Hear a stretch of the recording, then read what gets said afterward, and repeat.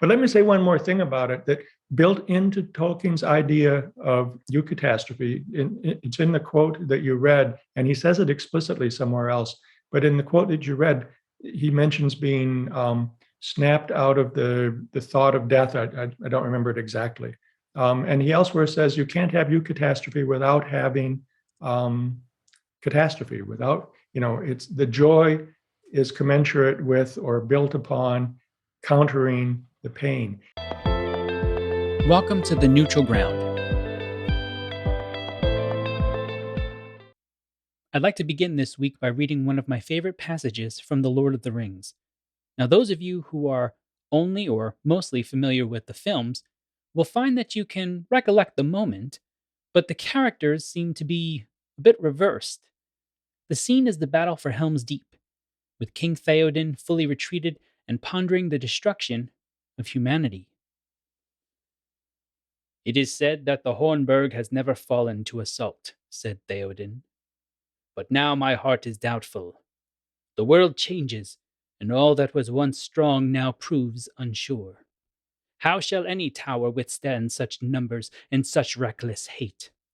Had I known that the strength of Isengard was grown so great, maybe I should not so rashly have ridden forth to meet it. For all the arts of Gandalf, his counsel seems not now so good as it did under the morning sun." "Do not judge the counsel of Gandalf until all is over, Lord," said Aragorn. "The end will not be long," said the king. "But I will not end here, taken like an old badger in a trap. Snowmane and Hasufel and the horses of my guard are in the inner court. When dawn comes, I will bid men sound Helm's horn, and I will ride forth. Will you ride with me then, son of Arathorn?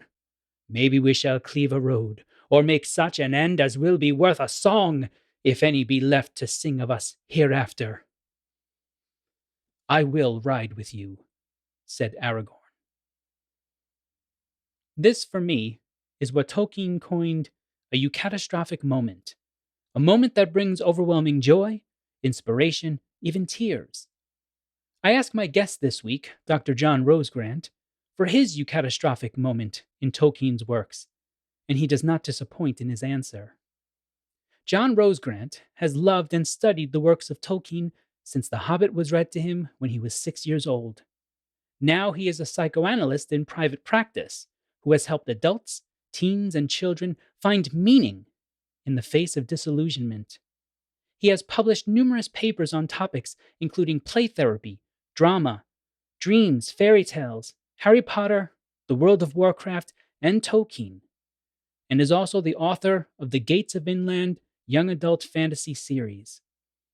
In this episode, we walk through many topics related to Tolkien and his works, through John's book, Tolkien, Enchantment, and Loss: Steps on the Developmental Journey.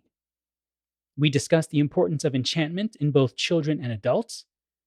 We talk about the duality of Tolkien's depiction of women through Galadriel and Shelob.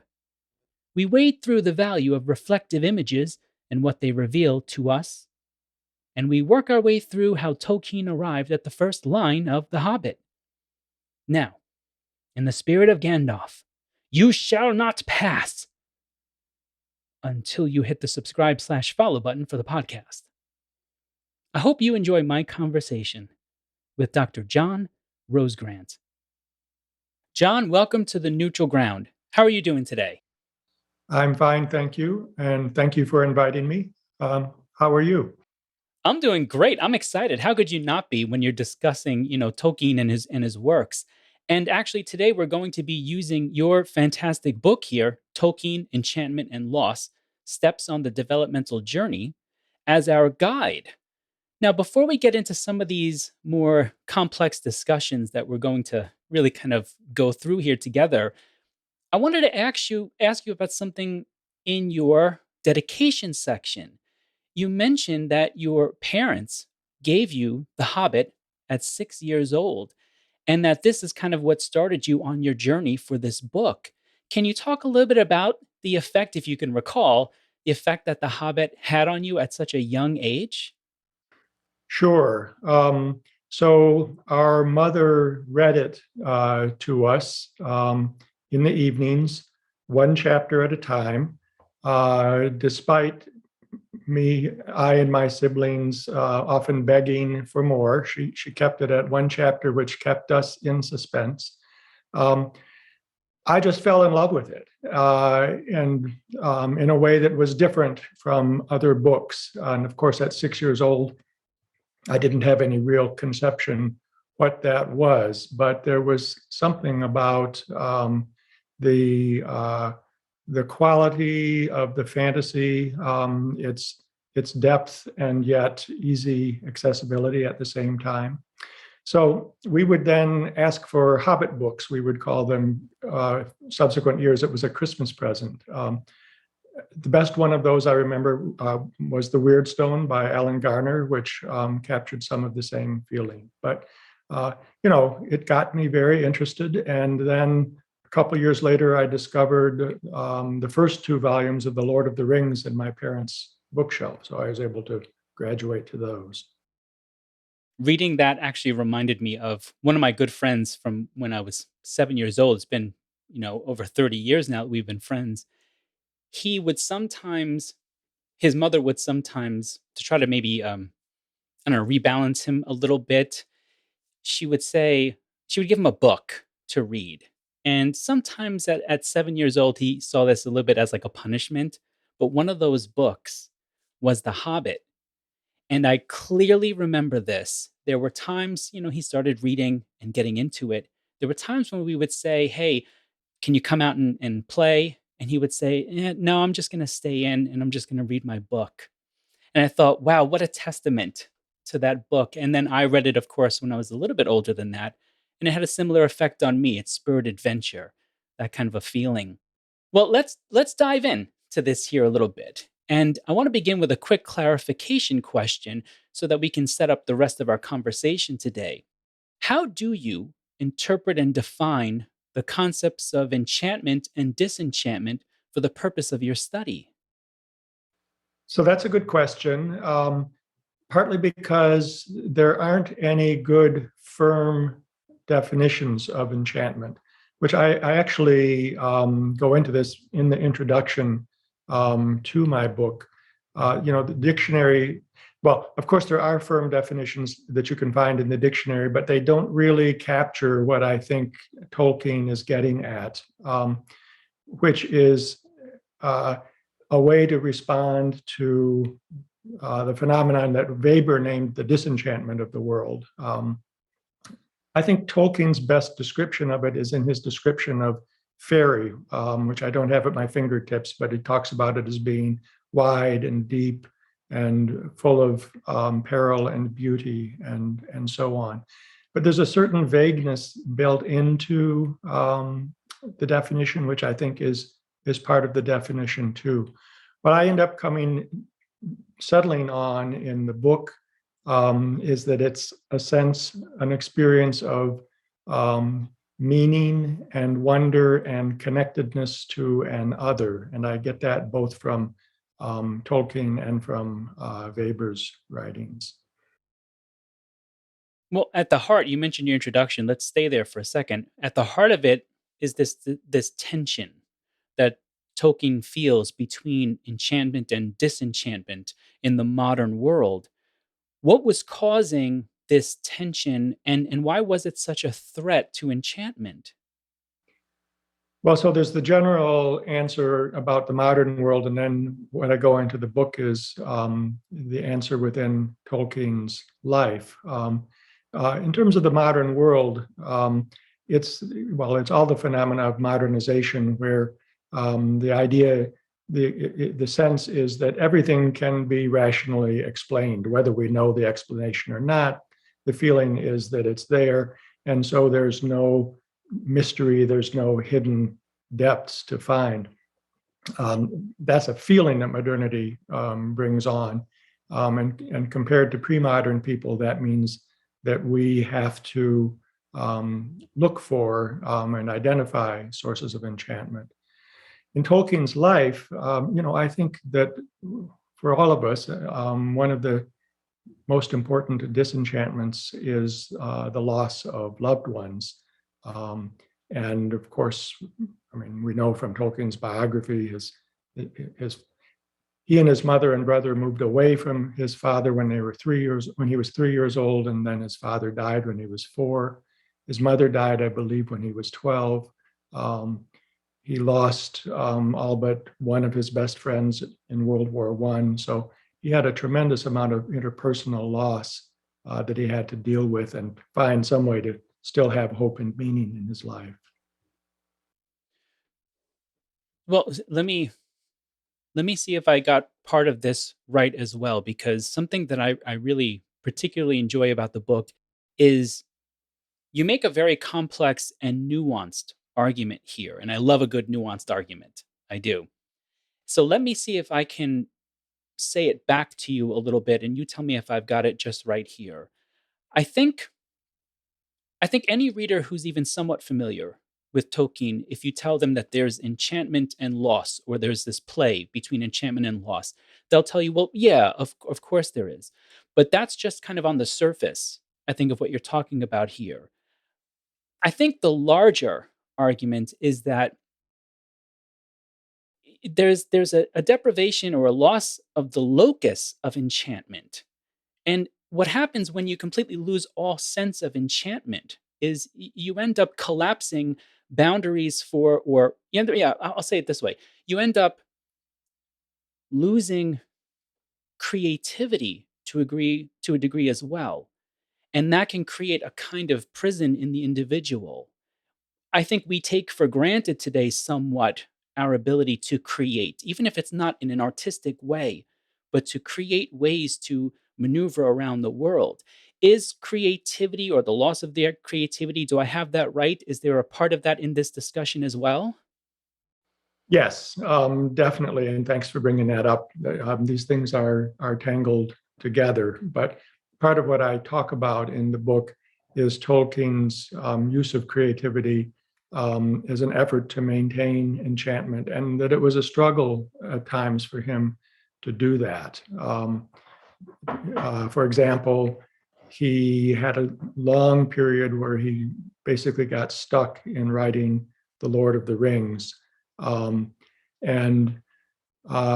he got out of that by working a dream, a lifelong dream, repetitive dream that he'd had about Atlantis being crushed by a giant wave. Well, that's not the dream. The dream was made him think of the Atlantis story. The dream was of himself being overcome by a wave.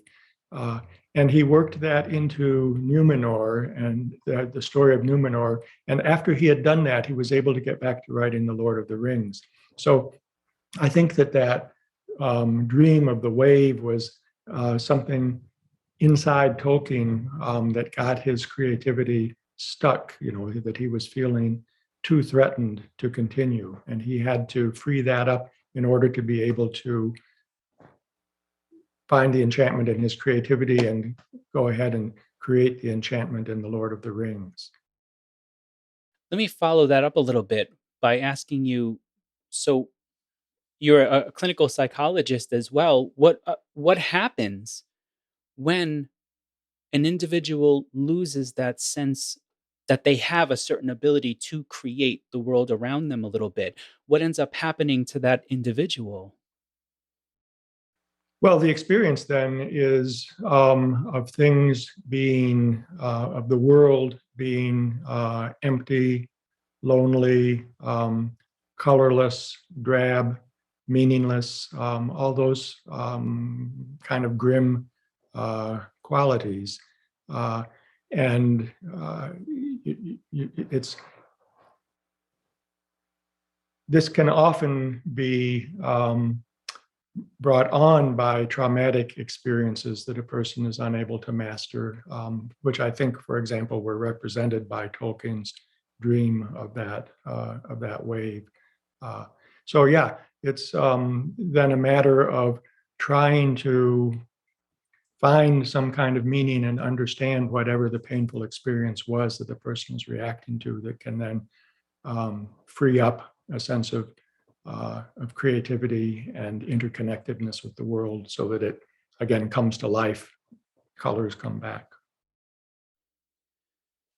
In chapter 3, you offer a fascinating kind of take here on this interplay again. You extend this interplay between enchantment and disenchantment. And I'll give the context here first. It has to do with the Hobbit and specifically Thorin's kind of being trapped in the clutches of dragon sickness or the obsession with treasure. You write, Bilbo and the reader now recognize that enchantment itself can be disenchanting for those who stand outside it. Can you unpack this a little bit for us? What do you mean by enchantment can be disenchanting? Well, Thorin is caught up in the enchantment of the gold, which was something that Tolkien had been interested in for a long time. He had written a poem about it and so on. I don't think the term dragon sickness is used in The Hobbit. I can't remember, but Tolkien uses it in other places to refer to how much it can, the desire for gold can possess someone. But if people are other people who are outside that particular enchantment can find that the person is removed from them. So in a benign way, that happened with your friend who was reading The Hobbit. It's like you wanted to play, and it's like, no, I'm going to read this book. And play, by the way, is a kind of a natural form of enchantment that all of us can engage in. And you wanted to engage in that, but he was caught up in this other one, and so he was not available for for the kind that you wanted to engage in. If somebody does not engage in enough, let's say, enchantment or even play within enchantment, can that have effects on them as they enter into various stages of maturation and adulthood? Let's say if children don't experience enough of this kind of enchantment, even in a Tolkien sense. Are you asking if they don't experience enough of it while they're growing up? Does that? Yeah. In other words, because you mentioned two sides of enchantment there between me and even my friend, in a sense. And Mhm. I'm curious about, is there literature or even just in your own opinion, is there I- if children don't experience enough of that enchantment, let's say if that's cut off too soon, right? Because adulthood, in many ways, you learn to kind of manage it a little bit more. Let's say, right? Although I think you would agree that Tolkien kind of put his finger on the fact that even adults need a kind of enchantment with the world still. But if that's cut off too soon in childhood, can that have effects on their maturation into adulthood? I think it can very much make it harder for them to find, a meaningful creative life. I mean, one of the main themes of my book is that for all of us, we have to, as we mature, give up early forms of enchantment, but still find forms of enchantment that make sense for us, as you say, even in adult life, or else we end up kind of living in what Weber referred to as an iron cage, just this sort of going about your life in a rote way without any real pleasure or enjoyment. So I do think that if there's not enough of that early on, it can make it harder to find later. One of the main times in life when people just sort of, at least in our society, as part of natural development, really run into the need to start to feel disenchanted and run into the need to try to find something else is the change from adolescence to adulthood. And a lot of times, I mean, as a therapist, I work with a lot of college age people. And there's often a feeling there of like, ugh, do I have to, now I'm going to grow up and get a job and everything's going to be boring and awful. Of course, ideally, they're able to find a job that has meaning for them, or at least relationships and other activities that have meaning for them. But it can be, a real difficult transition from, the the freer, more playful younger years into adulthood. Well, I'm going to piggyback off of that a little bit because I'm in the classroom mostly with underclassmen, between 17 and 19. And this is purely anecdotal, but I do find that a larger number of the young people that I'm seeing in the classroom now seem to be a bit more disenchanted, a little bit. I feel like I have to fight a little bit harder for a special kind of motivation. I'm trying to work with them through building a sense of awe in the world, and it seems to be a little bit more difficult than usual. Is this something that maybe you're seeing or other psychologists are seeing as well? A lot, as you say, it's hard to know for sure, but a lot of people have that sense. I think a lot of people who are working, teaching, or doing therapy with people that age. I think some part of it has to do with COVID. That's been such a disillusioning experience, and it's like it looks like in some form or another it's going to be with us now forever. It's a big change from the way we looked at the world. What was it, 2 years ago? Before it came. Now there's this, it just makes things feel less safe. I think, more or less most people have come to terms with it, but it's in the backs of people's minds. And for college students, I mean, you probably had to struggle with Zoom teaching and so on. It made the college experience, made socializing so much more difficult. It was, I do think that that's created a tendency to be more despairing and more discouraged now. Yeah. Well, I want to bring you in also to help us with you bring in quite a few heavyweight figures, really, and for the sake of the audience, I'd like to flesh out a little bit of their beliefs, their understandings of the world, because you use them throughout the book. One of whom is D.W. Winnicott. You mentioned Winnicott's theory of the experiential place, which is kind of a space that resides in between the internal and the external world.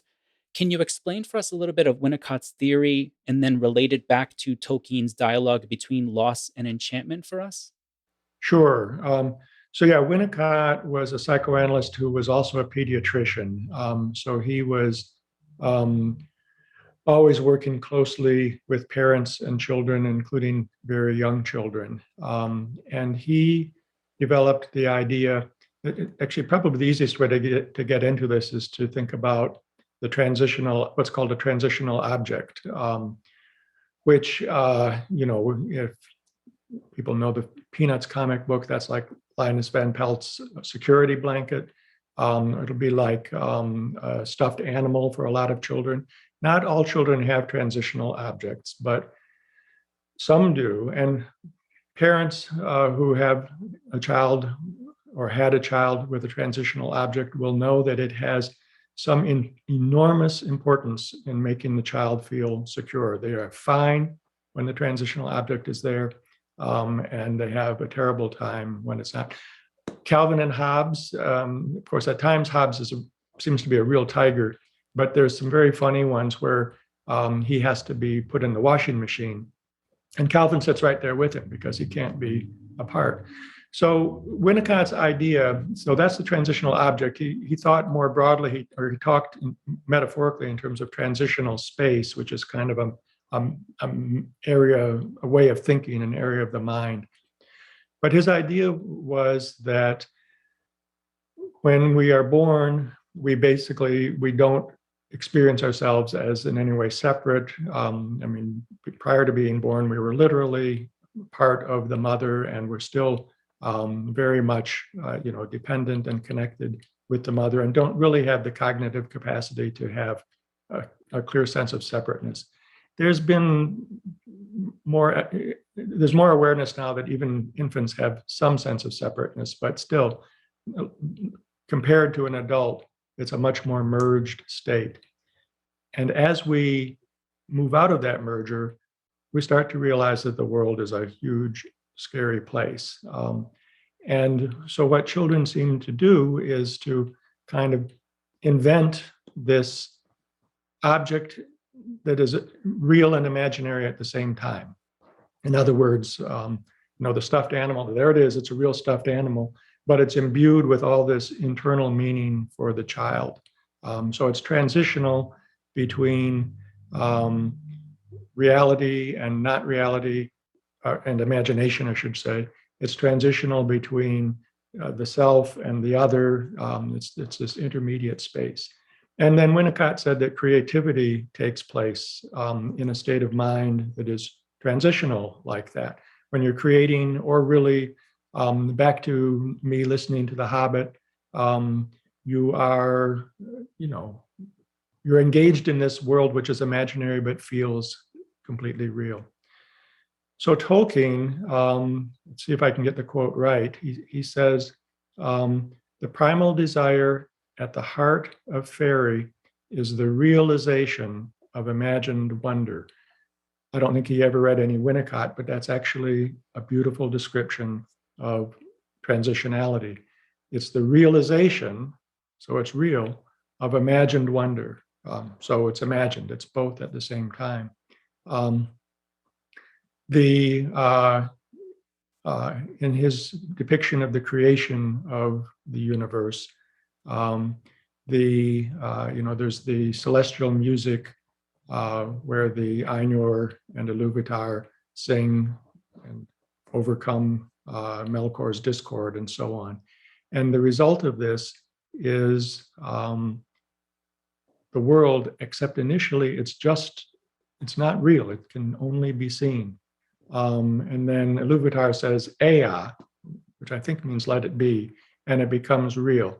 I think that too is a depiction of the realization of imagined wonder. First it's imagined and then it becomes real.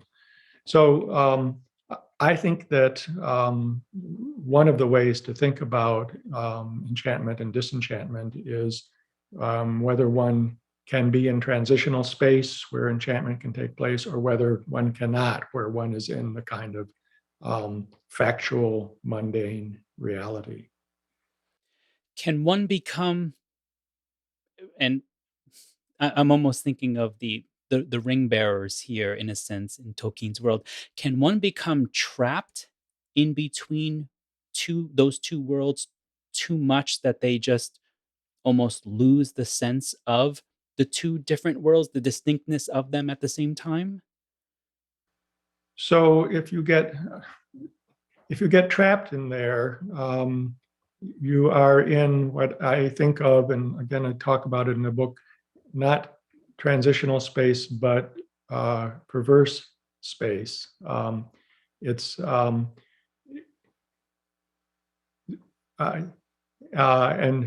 the ring is something that very much tries to get some. So the difference is, yes, it is in between. It's not completely real and it's not completely unreal, but it is fixed instead of being something where there are many, many possibilities. Winnicott also calls transitional space potential space. There are no possibilities in the ring world. You are under the power of the ring, period. So I guess the simplest answer to what you ask would be yes, you can get stuck there. But I think it has shifted into a very different kind of experience then. Transitional space, you can move in and out of it. And this kind of perverse space you get locked into, and there you are. Thank you. Yeah, I want to bring in somebody else here too to build a kind of foundation. And I was actually kind of pleasantly surprised here in chapter 4 when you brought in Julia Kristeva, because I used Kristeva quite a bit actually in my dissertation talking about Melville and his abject figures. You say in this chapter that the abject must be faced with both honesty and playfulness. First, can you introduce a little bit of Kristeva's concept here of the abject, and then talk a little bit about why honesty and playfulness are so important for how it connects with your reading of The Hobbit and maybe Tolkien? Sure. So Kristeva was, I think, conceptualizing the same early period of life as Winnicott was, but where Winnicott was talking about kind of potentially benign and very positive aspects of it, with transitionality, creativity, connectedness to other people, and so on. Kristeva was talking about things that are difficult about that time. And her idea of one way that Tolkienists can quickly get a concept of the abject is to think about Gollum, because he is abject. Kristeva talks about the abject as being that which we have to disown, push away from ourselves, disconnect ourselves from, and we find it disgusting and abhorrent and so on. We have to do all that to have a coherent sense of self. But she says we're still fascinated by it. And the reason for this in her theory, which the concept is still useful even if you don't want to go into the whole theory, but it's forcing a separation from the mother, and identifying the mother's body and so on as something that must be gotten away from. But even without that, the concept of the abject is very useful in the idea that, so what is it about Gollum that he's so horrible, but he's so fascinating. There's something about he's both, he's so inhuman, and yet we want to know more about him. So let's see, I've lost track of your question in that. Was there more specifically what you wanted? No, you ended up coming right to it here, and I'll just connect back to your discussion of Gollum here. Is there a kind of genuine worry within us, you think? 'Cause part of the allurement, as you mentioned, of the abject is that we want to push it away, and yet I think we can easily recognize it within ourselves as well. And so, do you believe there is a kind of, whether it's primordial or of the modern day even, is there, you think, a genuine worry within us that we are always in some ways deteriorating into the abject, into a kind of Gollum figure? Right, thank you. Your question was about my talking in the book about how we need to be honest and playful with the abject. I don't know if if I would necessarily say, certainly at times for some of us, it may be a feeling like we might become something horrible like that. But even if it's not sort of that complete, we all have parts of ourselves that we don't like, that we're embarrassed by, that we're ashamed of, things we've done that we wish we hadn't done, and if we just sort of push those things away and ignore them, they tend to keep on eating at us.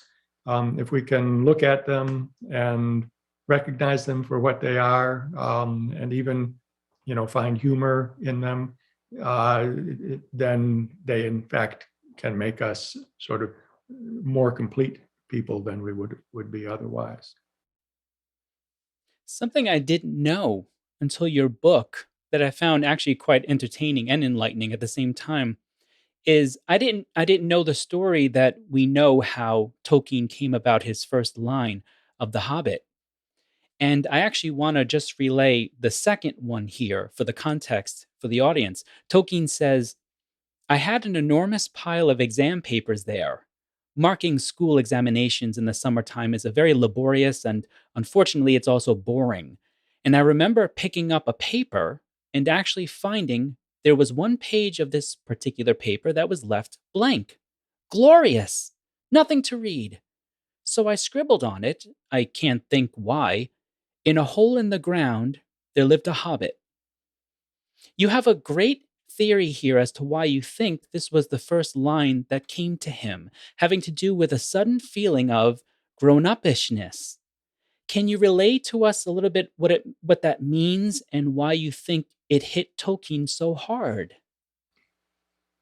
Yeah, the grown-upishness. Tolkien, when he was younger than that, uh, among his paintings were one called Grown-Upish, that he named Grown-Upishness, and another that he named Under-Tenishness.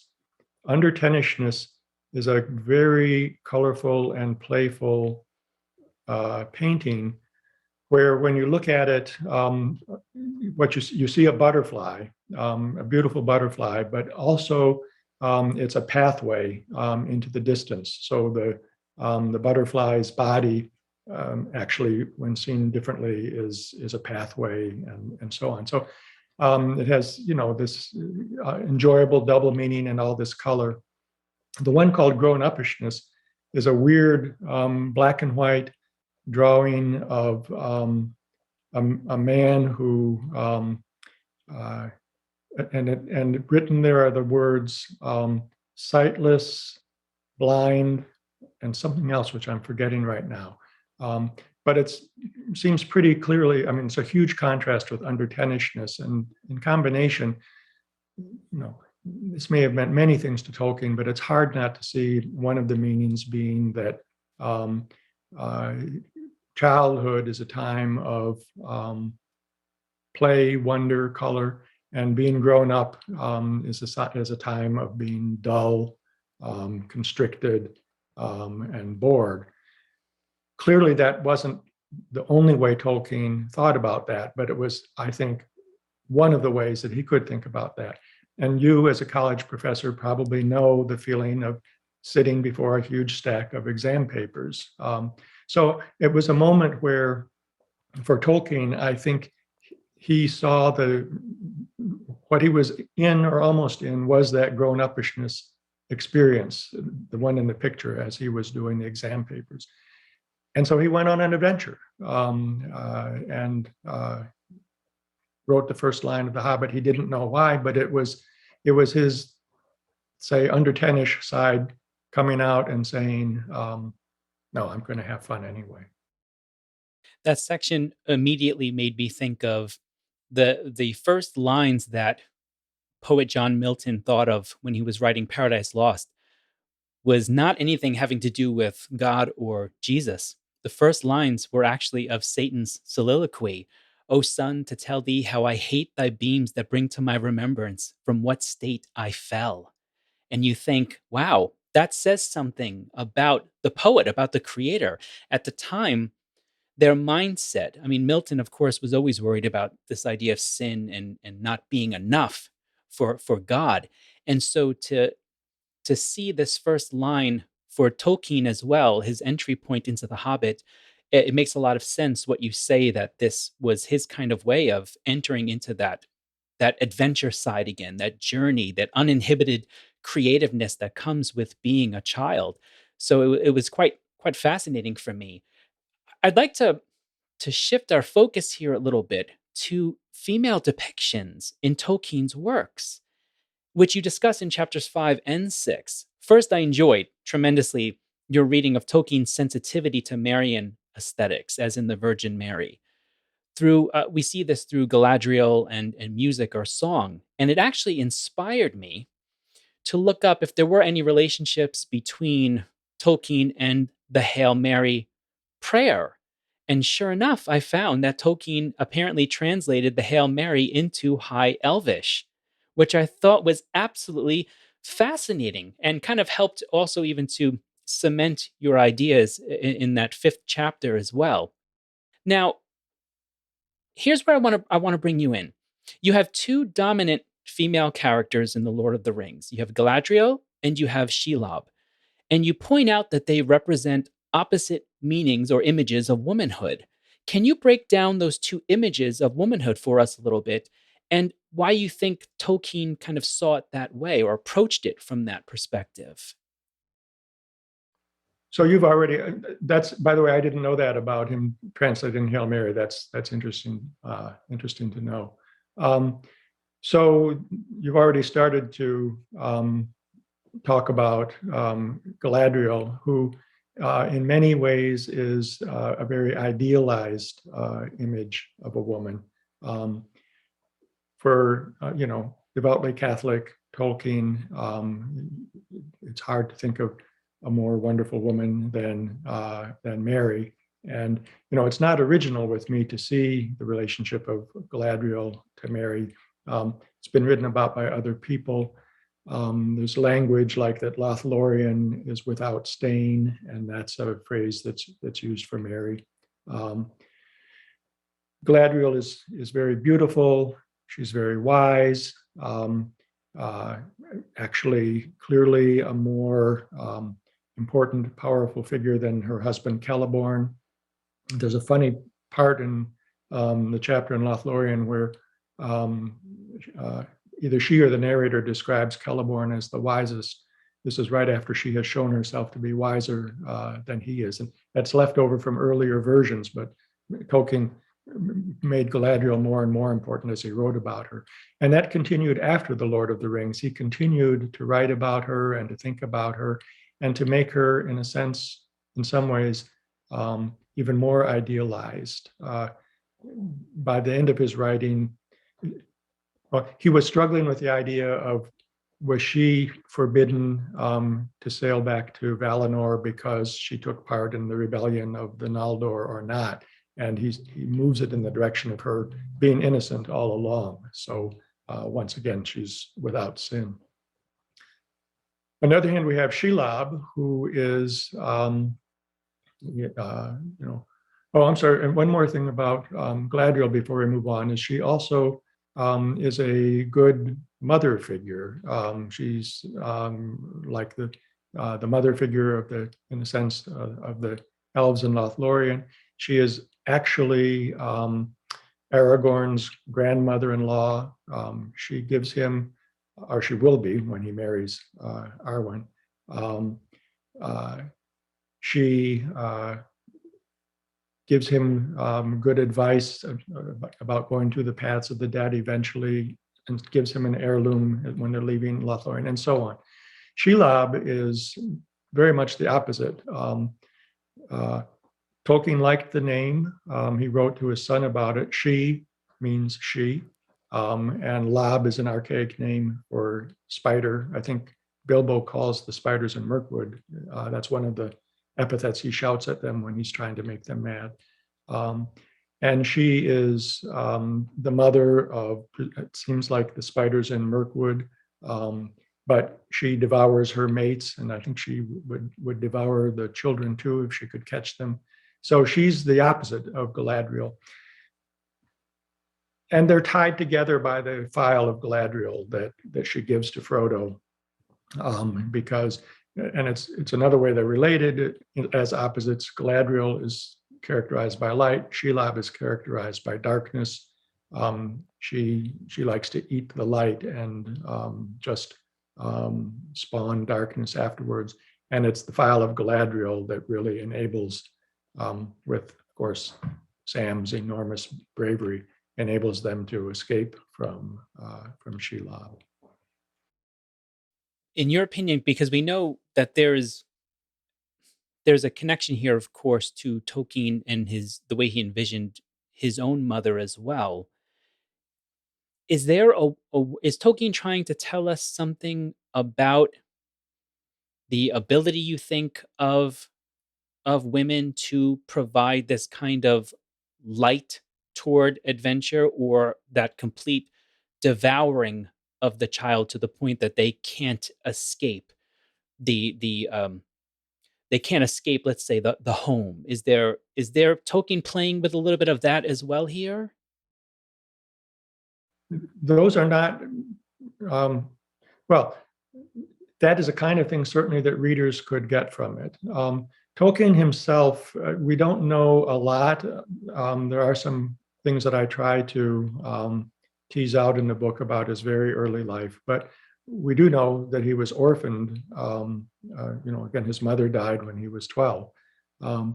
And it's a common experience when a child loses a parent, for the child to, actually it's common even when a child doesn't lose a parent, but that makes it more likely to form sort of split off images.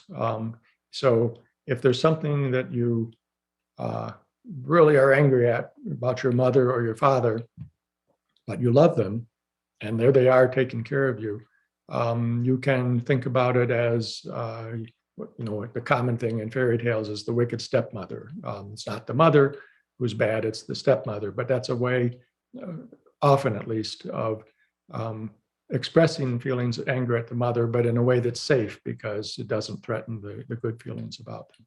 I speculate that Tolkien did that with his images of women. That there must have been a good deal of pain that he felt towards his mother after she died, whether or not there were reasons for him to feel that earlier on.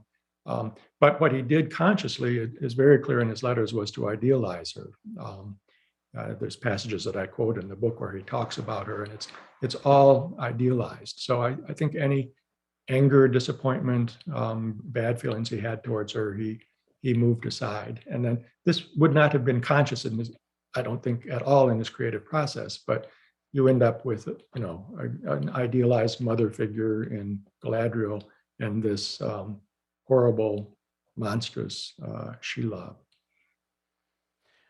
It's also, worth mentioning, one more thing connected with that.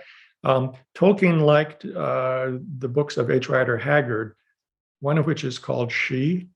And there's a woman enchantress named Aisha in She, who is clearly in Tolkien's thoughts behind Galadriel. There's similarities. Aisha has a basin that she looks in, like the mirror of Galadriel and so on. John Rateliff has written an interesting paper about this. But then She is used in Shelob's name. So I think that character is somewhere in the background of both of them.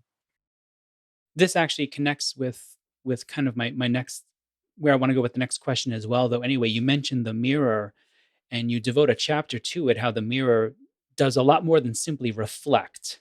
It has plays a very specific role in what it reflects to the individual. Can you talk a little bit about how your discussion of the mirrored image of the waters in Tolkien's works? Yeah, one of the things, when Galadriel takes Frodo and Sam to the mirror and she says, asks if they'll look in, and Frodo says, "What will I see?" And she says these things that are not at all encouraging. It may be, you may see true things, you may see false things, you're not going to be able to know. And so it's like, well, why even look? But Tolkien is doing something with this. And I think to understand what, we also have to think about the one other mirror that he really talks about at length in The Lord of the Rings, which is just before that. It's Mirror, Mirror, outside of Moria. I think that, again, not that Tolkien was necessarily consciously thinking about that, but they're all dealing with the loss of Gandalf. And the thing about looking in the mirror is that Gimli wants them to see, or they do see, the crown of Durin, who is the father many times removed of the dwarves. And when they look into the mirror of Galadriel, Sam sees his father, bad things happening back in the Shire, and that they've torn up. I don't remember if he sees his father or just Bagshot Row, but I think he sees him. And Frodo sees someone who might be Gandalf. So I think what Tolkien is intuiting and expressing in his writings is that they're longing for the lost father there. And what I do with this is I connect it to psychological ideas about the early meanings of mirrors. And there's two alternate versions that come from psychoanalysis, one from Jacques Lacan and one from Winnicott again. Winnicott's is a mostly benign idea, and what he thinks of as the mirroring is the child looking in the mother's eyes and being mirrored by the mother. That ideally what the child sees when he looks at his mother is the mother seeing him, and so the child, or I should say him or her or them, so the child gets a picture of who they are in the mother's eyes, and this helps them develop their sense of self and so on. And this can be very true to who they are, ideally. Lacan has a different idea, and he's talking about actual mirrors.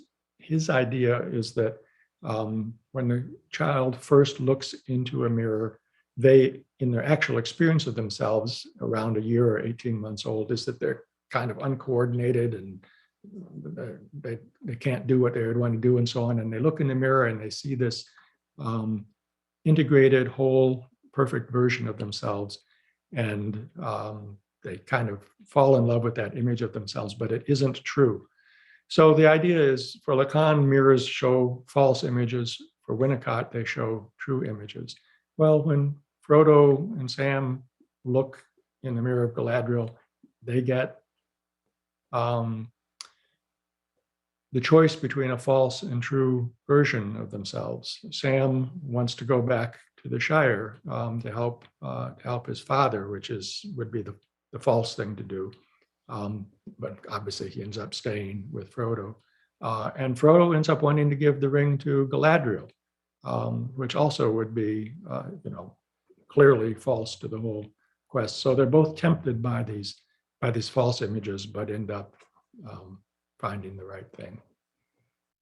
It doesn't take a great leap here to see that ourselves, when we look at our own reflections, we have similar kind of choices here of true reflections and then false ones as well. And you do a fantastic job of prompting the reader to think about these things throughout your book. I want to start moving this toward the close of the conversation, but I love trying to leave on really positive notes for people to kind of chew on. And you bring up this word that Tolkien coined, and I'd never heard of it before. And that word is eucatastrophe.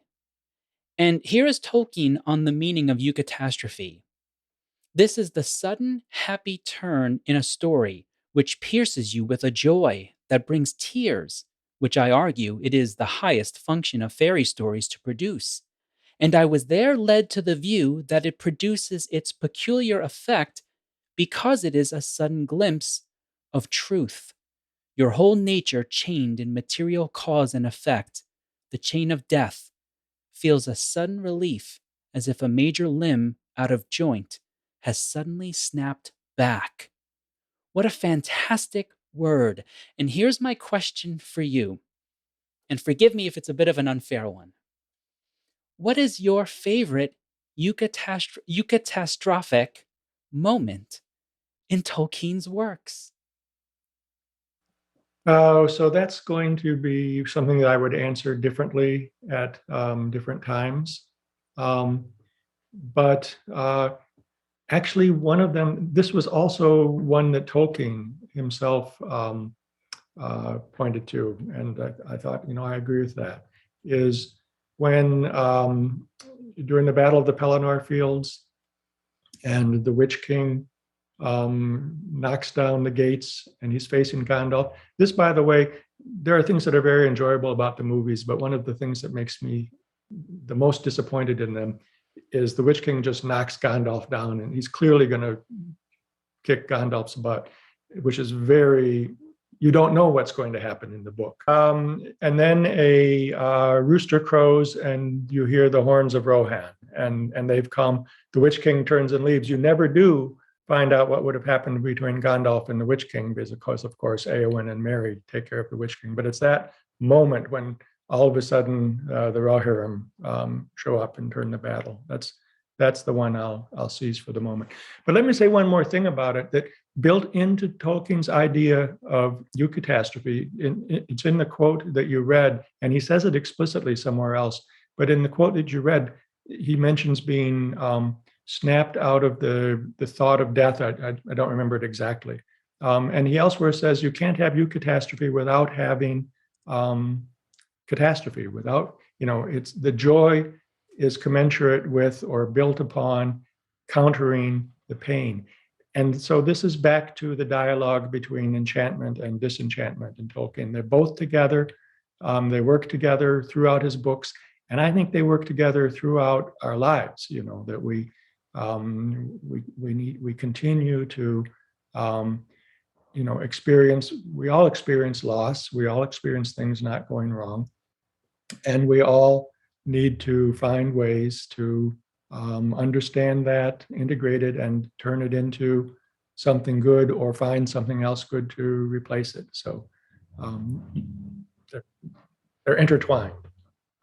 Yeah, I can't think of a better way to bring this wonderful conversation to a close. John, it's a fantastic book. It really is. And I encourage all of my listeners to check the book out, and I'll be adding links to the episode notes as well so people can find it easily. Thank you so much for joining us today and giving us this wonderful bit of knowledge. I really appreciate it. Thank you for having me. I've enjoyed talking with you. Well, I hope you enjoyed my conversation with Dr. John Rosegrant. If you did, check out his works using the links I've provided in the episode description. And make sure you've subscribed / are following the podcast, and consider leaving a kind comment or review where applicable. Every little bit helps to bring our message of civil discourse in front of more people. Finally, a brief word for your mental health. Remember, be open to enchantment and adventure. Look for it actively in your life. Sometimes, it's the only thing that will keep you on the pathway of health and well-being. Until next time, try to keep one foot firmly planted on neutral ground. And have a great day. And go out on an adventure. Go, come on, go.